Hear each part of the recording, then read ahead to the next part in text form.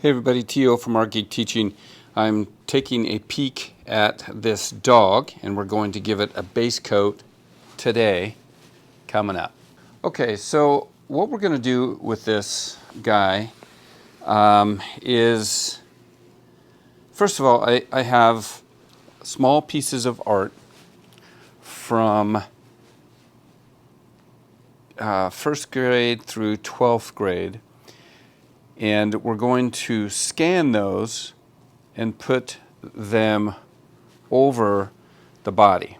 The first thing I need to do is get the body done. And what I'm going to do first is base coat it, and then I will put Saltwash on it so it looks like there's a lot of layers of paint. So here we go. Okay, this guy's just going to get a base coat of burnt sienna.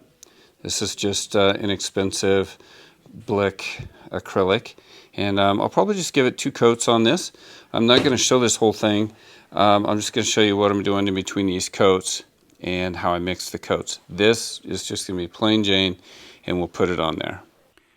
Okay, I just put several light coats of glaze basically on this guy, and I thought I would just build up his color, his base layer, with transparent glaze layers rather than just one, as I'm trying to get this mottled effect and be able to see a variety of different layers.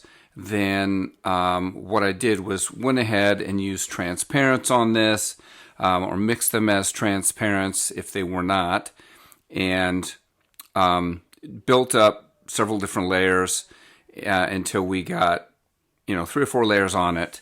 And so that's it. So these are just some shots, some close-ups. Obviously very simple here. We're just a big brush and sloshing it on there.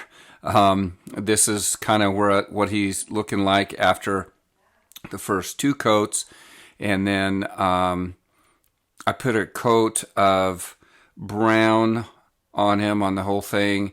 And this was not a transparent, but I didn't put it over everything. I left various spots and spaces open, just really, really fast to do this and not with any planning. Just put it on, and if there were spaces left, I was okay with that.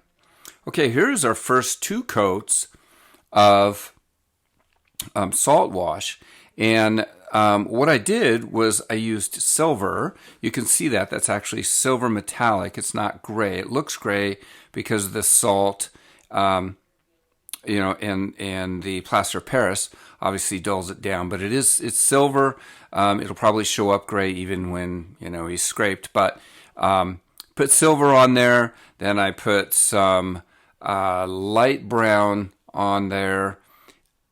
And that's the 2 coats that we have right there. I think the next images will show something a little bit different here.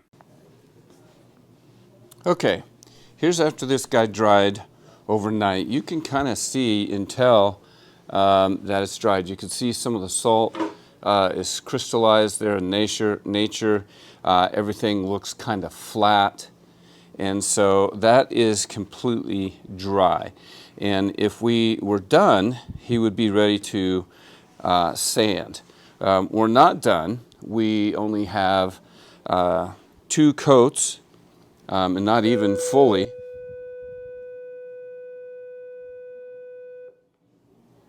We're not done. We only have 2 partial coats on here in terms of the top coat with Saltwash.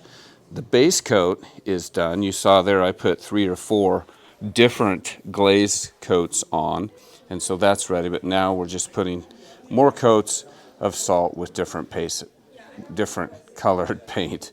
So we're going to continue with that. Okay, here we are. I'm showing the next 2 coats that I put on, and one of them is yellow ochre, I believe, and then black. And those are just about dry, or certainly dry enough to put the final coat of Saltwash on there.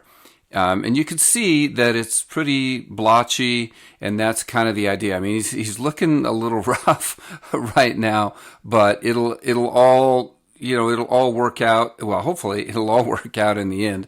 It could fail. I mean, we'll see what happens, but it should be fine once it gets scraped and sanded.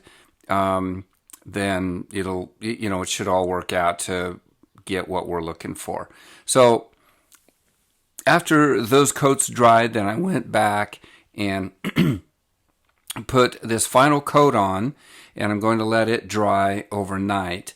But I coated the entire thing with this final coat. All the other coats were partial. They didn't cover the entire thing. They were sporadic.